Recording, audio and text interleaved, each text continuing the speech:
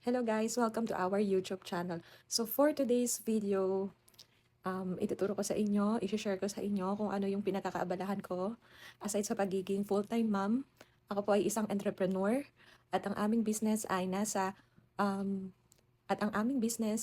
nasa manufacturing ng curtains, bedsheets at iba pa. So sa mga bago pa lang sa ating YouTube channel at gusto nyo na kumita kahit kayo ay nasa loob ng bahay, ito po yung content na maaaring makatulong po sa inyo, lalo na sa mga nanay na ayaw maging employee and gusto na hawak nila yung oras nila para may time sila sa pamilya nila, lalo-lalo na sa kanilang mga anak. Stay tuned kasi marami tayong matututunan sa mga videos na i-upload po namin sa inyo. So for today's video, tuturo ko sa inyo kung ano-ano ba yung mga product na amin pong ibinebenta. So a little background lang po sa inyo. So nag-start kami ng business na ito nung pandemic. So para kaming mag-asawa na OFW. So nung nasa labas kami, syempre malaki talaga yung kinikita namin. Siguro pagsasamahin yung sahod niya at saka sahod ko, abutin siguro ng mga almost $500,000. Pero yun yung twist. So, buti na lang talaga at nangyari yung pandemic. Di ko naman sinasabi na masaya ako na nagkaroon ng pandemic. At alam ko na marami ding mga kababayan natin ang nahirapan during pandemic. At syempre, isa na rin kami doon. Pero nung nangyari yung pandemic, mas lalong naging buo yung desisyon namin na hindi na kami bumalik sa labas. At iperso talaga namin yung pagbibusiness. Actually, marami kaming business na pinasok. Yung mga pinasok namin na business is may GCash, cash in, cash out, bills payment. Nag-try din kami ng airline ticketing. And then, nagbenta kami ng mga prutas kasi malapit po ako sa Divisoria. So, marami pong nagtatanong sa amin.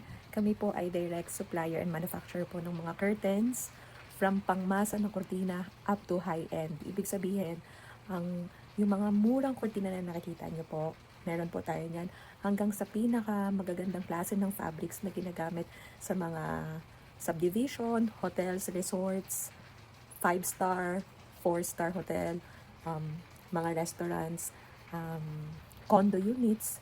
Ayan, meron po tayo niyan lahat ng pwedeng i-cover sa bintana, meron po tayo niyan. So, yun po yung ino-offer natin sa ngayon.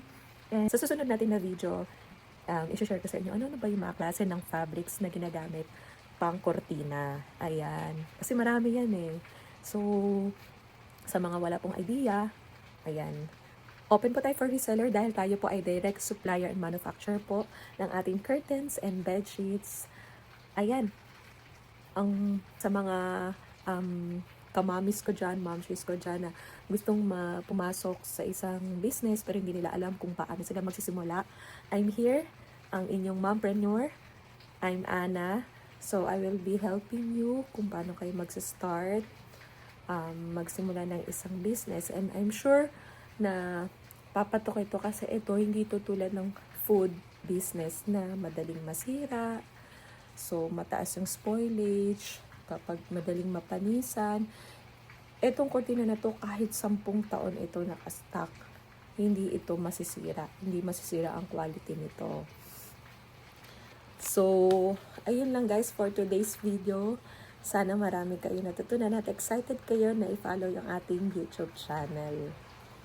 Kung bago ka pa lang sa ating YouTube channel, don't forget to like, share, and subscribe para updated ka sa mga bago nating videos dito sa ating channel. Yun lang guys, and God bless. Hello guys, welcome to our YouTube channel. So for today's video, ituturo ko sa inyo, i-share ko sa inyo kung ano yung pinakakaabalahan ko. Aside sa pagiging full-time mom, ako po ay isang entrepreneur at ang aming business ay nasa manufacturing ng curtains, bedsheets, at iba pa. So, sa mga bago pa lang sa ating YouTube channel at gusto nyo na kumita kahit kayo ay nasa loob ng bahay, ito po yung content na maaaring makatulong po sa inyo, lalo na sa mga nanay na ayaw maging employee and gusto na hawak nila yung oras nila para may time sila sa pamilya nila, lalo-lalo na sa kanilang mga anak, stay tuned kasi marami tayong matututunan sa mga videos na i-upload po namin sa inyo. So, for today's video, tuturo ko sa inyo kung ano-ano ba yung mga product na amin pong ibinebenta.